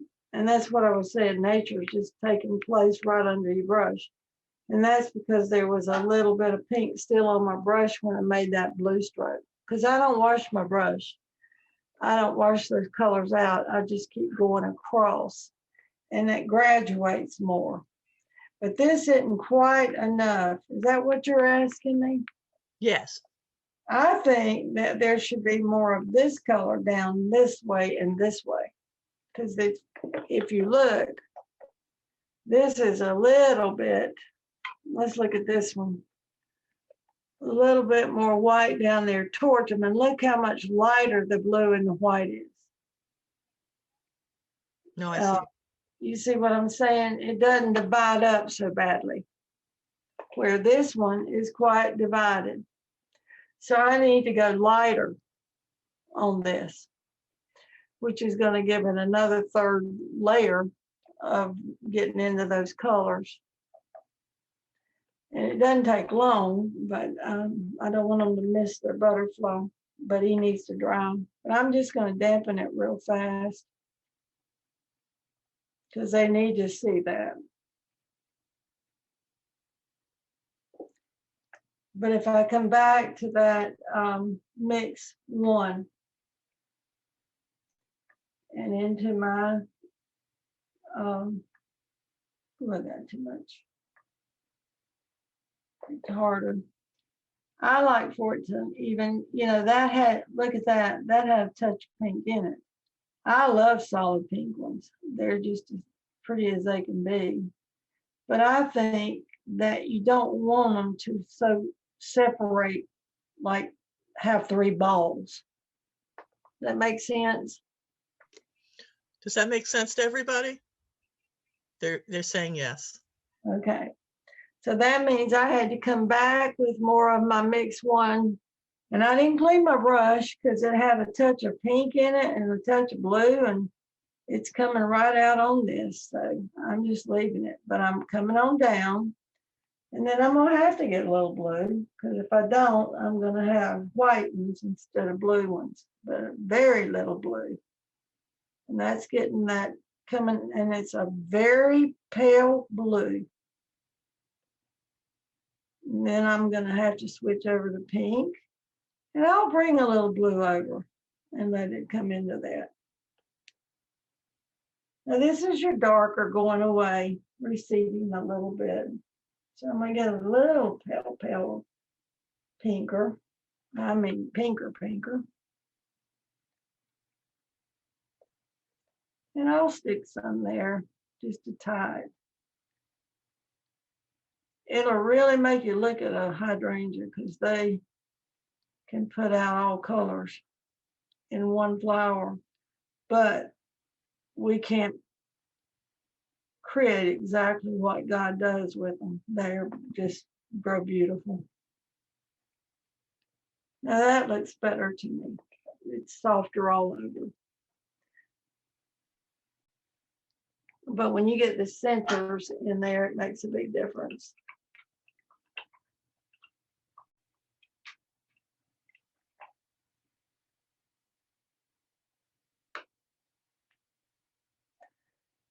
Okay, girls, I'm gonna tell me when. Tell them to give you a thumbs up if you're ready to go to the butterfly. You ready to move on? Okay. A lot of thumbs. A lot of thumbs is good. All right, we're going to use two shading colors. We're going to use a little bit of your charcoal gray and a little bit of your Prussian blue. And that's the only two in this. And then we'll use some black. So I'm getting into my retarder with the same brush I've been using. And I'm just coming out here and wetting this fella. And I usually go this way, so that I have no puddles. It does not hurt your background. The beauty of retarders, you can even use it on fabric and it doesn't leave a ring out there or dry oily or anything. And I use it on mats. Sometimes when I bring leaves out on a mat. Okay, now I'm using right back to my little 6 flat, okay? And I'm just gonna rinse it out in water, dry it good, dip it in the retarder. That is to stabilize it. Then I'm gonna pinch it in my paper towel. Now this is wet, so I don't have to worry. So I'm gonna go and take the corner of my brush and get into my, and I'll come in closer with my charcoal gray. Now the charcoal is not going to be that dark when it hits that white because the white is wet. Let me move that a little bit. Come here, butterfly, don't run off. Ah, got to go back and get it where I want it. Because I wanted you to see it. Now,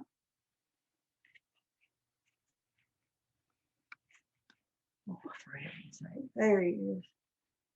Okay, this is where this shading goes. It's coming around the body. And I did not come back here, but you can if you want to. But I shaded here. And then you can kind of call this a float. And down. And a little bit here. And I just sort of streaked it back a little. To have a little bit of, where it wasn't so sharp white. Just a little bit of shading. And you can put some here. Doesn't take but a second. just chiseling it in and then pull it out a little bit. And I did Is not. that shading just charcoal? But see, when it hits a wet surface, it's transparent, and that's what I wanted. We don't want it to be straight charcoal. I mean, we don't want it to come out straight charcoal. The next shading is your Prussian Blue. And I'm doing the same thing, side loading with a little Prussian Blue. And it's gonna go, I'm looking to make sure I tell you right along here. And I'm just chiseling it. And with it on one side, you don't have to do any blending. And come right into that center. Pick it up as you need it. Coming on around. Can y'all see this, or do I need to come in? Can you see it, Carolyn? I can see it wonderfully. Does she need to zoom in? Anybody put your thumbs up if she does? Nope, they're saying she's good. I'm just chiseling this dark blue right into that white, but I am not chiseling back. With it on one side of my brush, it's doing all the work for me. So I'm jumping to this bigger area, coming down. It's just to give him a little variety. He could be color but painted almost. And I did come a little bit here. Now I did come over here to this little tiny wing and separate with that color, the back wing from the front wing. And that is it, except for the antenna and the black lines and the centers to the flower.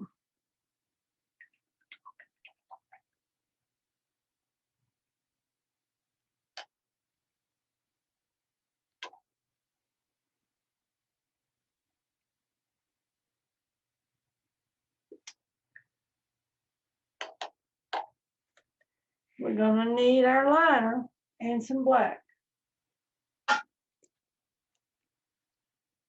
And some light buttermilk. Did I say, we haven't gotten that cad yellow. And that is for the centers and the flower. Now you can use any color you want to, but yellow shows up real pretty in this.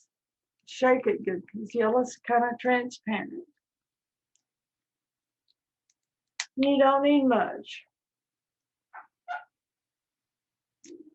Just a drop or two. And we got black, we need black. Now let's finish our butterfly while we got it wet or damp. Here is my liner. I'm coming to my little black pile and I am flattening my liner out so that it becomes a chisel blender. Now look, if I draw a line, how skinny it is. Don't try to make a point, make it into a point. Flatten it out. And remember, I showed you how to turn it on its chisel edge. And just watch a second out here. I'm gonna, and you don't want this to be smooth. It's like a little rick, rick, rick, rick, rick, rick, rick, rick, rick, down, rick, rick, rick, rick, rick, rick, rick, down. Make you up a little point. Come on around and in. Come on around and down. Right there. Okay. Then I did come down the front of this. Right there. Flatten it out. And if it's not moving for you and the paint's drying, dip your brush in water. Just be careful you don't get it on your ferrule. Then I'm coming on around. It's a little bitty chisel. Looks like chicken scratching. You just don't want a perfect little round edge. So I'm just chickening it. and come in. Then I'm gonna try to move it so I can get to this one. On the back wing.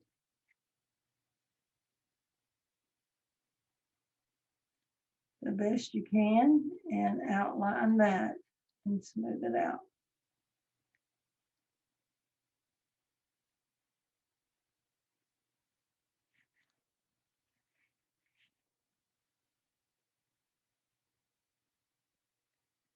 You're almost outlining him in black. So I'm coming to this inside part, flattening my brush, chiseling up just like you sort of did, making a little irregular edge right there. I did not do it to here, but I dropped down and did it here.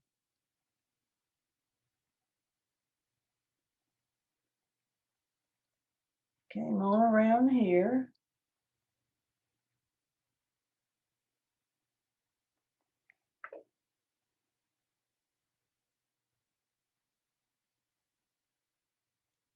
There's still little chisel edges.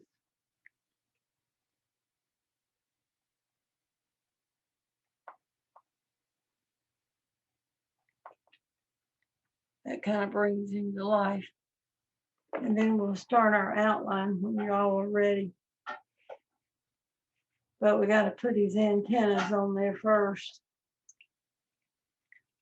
Well, we're in black. Let's stay in black and finish that.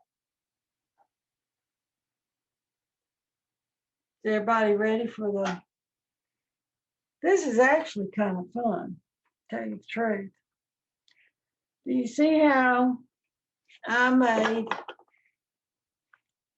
come around here, how I made this kind of come out? I followed that and I swung into there, then swung all the way to here and stopped. You stopped right there. Now, down at his body, there are two V's upside down. And this is all I did. I started right here at the corner of this wing in the blue and came up and made a V, came up and made a V.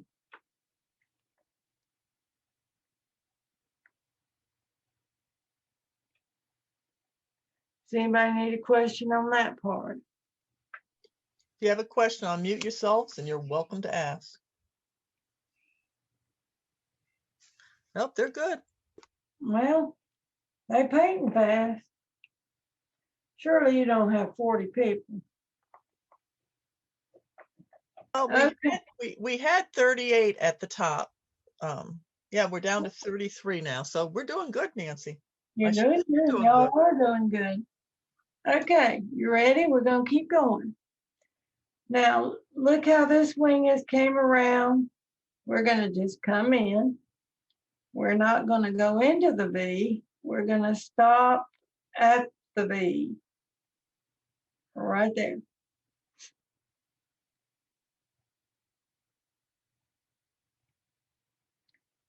Then on this one, where that point is, I'm going to come in to there. And this is kind of, you just kind of actually do what you want to on this part. I followed this and came all the way to here. Then and there is a couple here in that V. And then it looked like that they had a K in them, the letter K. So I just made a K to break it up. And you just follow. And I think you can look at your pattern and see it pretty good, better than you can with me. But you follow these edges and come in.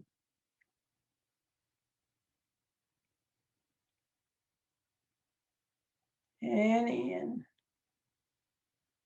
That one quit on me. Pick it up and repeat it. Come in. Get a little water in this.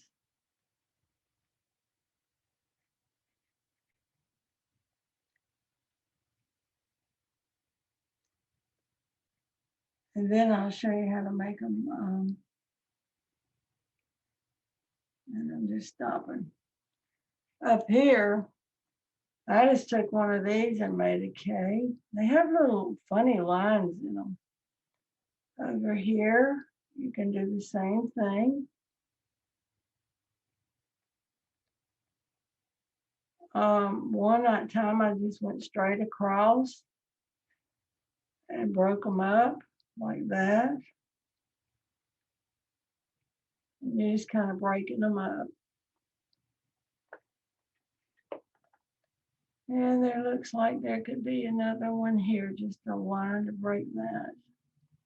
It was not hard. That actually, I did much better on the real one than this one.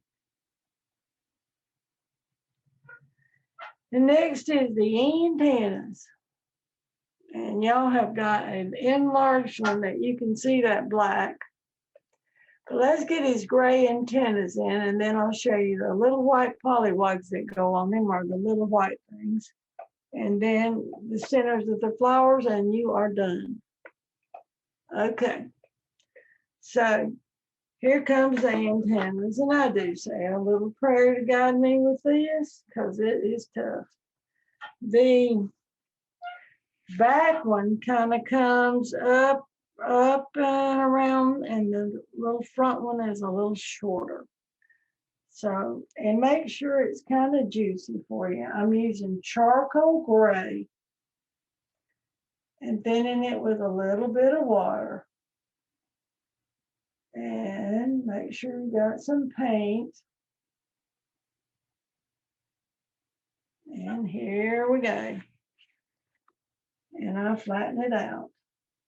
Get that chisel edge going. So I'm going to come here, hold my breath, come around, and come around. Then he's got a little pump on the end.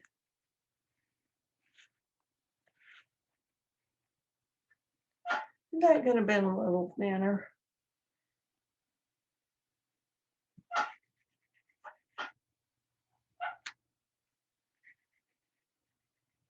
You can take a little retarder and clean off where your hand was if you got in the paint. Final color for the butterfly is light buttermilk. And I'm going to make some polywogs or some comma strokes. I don't know what y'all call them nowadays. What do you call them nowadays, Carolyn? It's comma strokes or polywogs. Both of them work. Okay. All right. I'm going to flatten out my little liner, and I'm going to make a little polywog coming right down the front of this wing, this one, and there's 3 of them, and I'm going to go press, press, press, press as much as I can there. Over here is that chicken scratching. Chick, chick, chick, chick, chick. Chick, chick, chick, chick. Just little chisels. And it comes all the way around.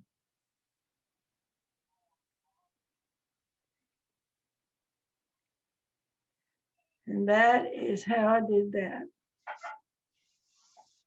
Forgot this one. Just a little bit over there if you can.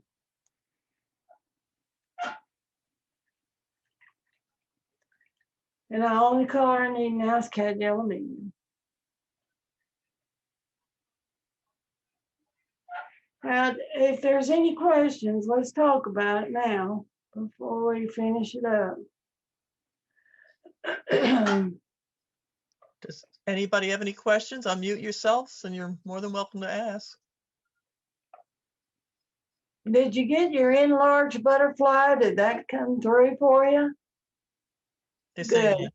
yeah. Good. I got a much better camera and printer that prints it out better now. Okay, you ready to finish your flower? Does anybody have a question before we go finish up the flower? Talk to me. No, nobody has any questions. All right, are you okay, Larry? Is he He gave still, you a thumbs I'm up. wonderful, thank you. huh? I'm wonderful. You are great. I've got the patience of Job, according to Carolyn. You do? I don't think my husband would agree with that, but I hang in here. All right, now let's look at this flower again, and we're going to do the hardest part of all, and that is done with your liner. And I'm trying to get him back in here, and there he is. And cad yellow. Now, look here, group. The wood end of my liner is going to go into this yellow. And I'm going to pick up a drop and dot and dot. And these are the centers to my flower. Now, your yellow needs to be fresh, where it'll come off your wood end. So just look a second. I'm going to pick out one and think, oh, I believe I'll put one there. Yellow is so pretty in them. And they do have little yellow centers, and then gradually they turn green as the flower gets older. And you don't have to put, you can overdo it. Just put them in some of those dark places. I said, remember, keep me a dark place in there.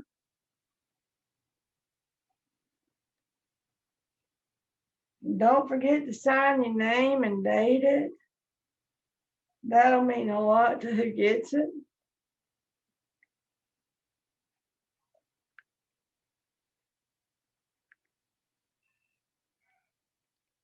Before y'all leave, I'd like everybody to put their piece up so we can get a screenshot of it. And at this point, I mean, you guys can unmute yourselves and say thank you to Nancy, say whatever you want. Well, we ain't done yet, girl. Oh, I take that back. Get your centers in there, because that's what I want to see. You what, the centers? Oh, yeah. Okay. Don't overdo it now and put 9,000. Just put your few. That's what can mess it up in a hurry. Now, Carolyn, you want me to come back up to the camera? That would be nice. Okay. I can still walk. I'm doing good. I think they're a wonderful group to have. Before I go, you said I could show them what I'm getting ready to do. Yes, Nancy teaches some classes, and I've taken some classes from her. It was quite enjoyable, and I learned a lot. So she just wanted to show you two of her upcoming classes in the event you were interested. And she is very economical, I have to tell you. That's good. Economical? That's not right. Well, I'm going up another $5 right now. All right, she's No, very you're not. Okay. No, I've already set my price for this time. All right. They're going to paint this. It's Let me- beautiful, very pretty. Let me pull this out real quick because it's shiny. I think I got it. I hit a thing for internet audio. We are going, let me back the camera up here. Well, this is a Western tanager, and that's the most beautiful bird. And this is blue, and we smoked it with a candle and then put touches of color in it. And this, you see this branch right here? You know how I did that? Took a tin and flat surface, double loaded it and tapped along there. It goes quick. And we're only charging $200 to do this. So I have to have a candle? Well, of course, to smoke it, you gotta have a candle. Okay, guess I'll. All right, find we ain't even one. got, and this is the other one. And Oh, that's pretty too. everybody needs to know how to make a basket, and that's all stroked in easy, and the little daisies are pulled in sort of like you did with the flower, dipped in deep burgundy and pulled them in and tapped in the centers. She's Now the not even leaves, doing it, she's showing all her artwork. the what? When are you She teaching? tried them? selling her brushes at the beginning of it. Yeah. Well, let me show you one other thing, and I'll leave you alone. Oh, Nancy, Well, when are you teaching these classes? when am I preaching? Teaching. I preach every day. No, when are you teaching them? Teaching. You know, these brushes, girls, I got every size you need. Nancy, they want to know the dates on the classes. I don't know yet.